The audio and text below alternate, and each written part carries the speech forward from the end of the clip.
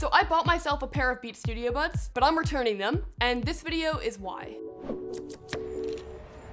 If you asked me about Beats like a decade ago, the only thing that would have come to mind for me is Just Beats, a collaboration of headphones that they did with Justin Bieber. Do you remember 2010? Mark Zuckerberg was Time's Person of the Year, the first iPad ever came out, and people were unironically saying "bae" all the time. That was a very long time ago, and a lot has changed since then, but what hasn't changed is Beats' reliance on celebrity marketing to get their products out there. LeBron James was the first person to wear these back in May, and that's how we found out about them initially. And the hype was super high back then, but I just feel like these do not live up to the hype. From a hardware design perspective, they definitely are serving looks. I feel like that's something that Beats has always been pretty good about. The case is a really good size. It's bigger than the AirPods Pro case, but it's not massive. It's definitely still pocketable. The bottom has a USB-C port, definitely playing into the fact that these are supposed to be like more universal and cross-platform than the AirPods, which use Lightning. The magnets that hold the headphones are pretty strong as well, but I found that the design was a bit unintuitive. Like, I actually struggled for the first few days every time I had to put these back in the case because the ergonomics of it just did not make sense to my brain. I think that the AirPods Pro case is a little bit easier to understand, but that's like a minor criticism. I don't think it's a major deal. In terms of comfort in the ear, they actually do feel pretty comfortable in the ear. They're in-ear headphones, but the thing that goes in your ear is pretty soft. So it feels pretty comfortable. And also, as bizarre as it sounds, like, ears are super unique. So these may fit really well for some people and really not well for other people. For me, they feel comfortable, but if I'm smiling a lot or I'm talking a lot, they are not ideal. So when I'm recording the podcast, for example, and I'm talking for like 30 minutes and then giving like nonverbal signals to my co-host Darsh, these kept falling out. So they actually were unusable for that type of thing. They tend to get like a little bit looser in the ear. And then on the other hand, like AirPods Pro stay in super well in my ear, but I know that for some people it can be the reverse. So it's definitely not gonna be like a one size fits all type of deal. They do have other ear tips in the box to help you find that secure fit, but that didn't really help me that much. The microphone quality for calls is okay. It's nothing stellar, but it's definitely passable. And the battery life is also pretty on par with the competition.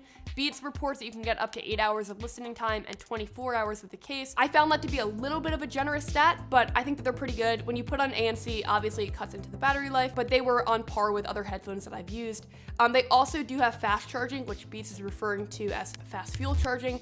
I don't know why every company feels the need to rename fast charging, but Beats is following that trend. But you do get 1 hour of playback time for 5 minutes of charging, which is pretty great. The headphones also offer like that quick pair technology for both Android and iOS. So on iPhones, the little pop-up that you get with the AirPods Pro comes up so you can see like the connection and the battery life and stuff. But that actually brings us to the first factor in this video. The Beat Studio Buds are aimed to be a cross-platform headphone. Like, if you're an iPhone user, Apple probably wants you to buy the AirPods or the AirPods Pro because they're really baked into the ecosystem. But these are also great for Android users. But because of that, you're losing out on a lot of the ecosystem features that you would get if they were just like purely an Apple iPhone product. So for example, you get Hey Siri support and Find My iPhone support, but you don't get any of the other features that come with an H1 chip, like in-ear detection, where it will pause your music if you take the headphones out, audio share or spatial audio during video, since it doesn't have the sensors needed for the head tracking technology. It also doesn't have iCloud sync like the AirPods or the AirPods Pro. So if you had those headphones in, you could go from listening to your phone right to your computer. With these, you obviously can't. So it kind of puts these headphones in a weird spot, and we'll talk a little bit more about that later in the video, but that's not the reason why I'm returning them. I'm returning them because the sound quality is not that great. I'm not an audiophile, so excuse the lack of technical terms, but the way I would best describe it is that they just sound a lot less full, bright, rich, colorful in comparison to the AirPods or the AirPods Pro. Like on the AirPods or the AirPods Pro, you can kind of hear a little bit more instrument separation, like things feel like they're coming from different parts, whereas in the Beat Studio Buds, I feel like it's all coming from the same avenue, and because of that, it just feels like less dynamic and less full. But it's by no means bad. Like, if this was my first experience with truly wireless headphones, I wouldn't know any better, but I've tested out a ton because that's my job and I've reviewed a ton on this channel. So I kind of have a benchmark to compare it to. Like, the AirPods and the AirPods Pro sound much fuller to me. The Galaxy Buds Live sound fuller to me, more bright, more colorful. I just don't think that these can be recommended to most people, because if you're on the Android side of things, I honestly would say get the Galaxy Buds Live. They're a little bit more expensive, but they just sound so much better to me. And if you're on the iPhone side of things, the only reason I would see getting these is if you really want ANC, but you don't want to spend the extra $100 to get it on the AirPods Pro. Because if ANC isn't that important to you, then I would get the regular AirPods because they sound better to me and they have those ecosystem features. That's my take on them. That's why I'm returning them.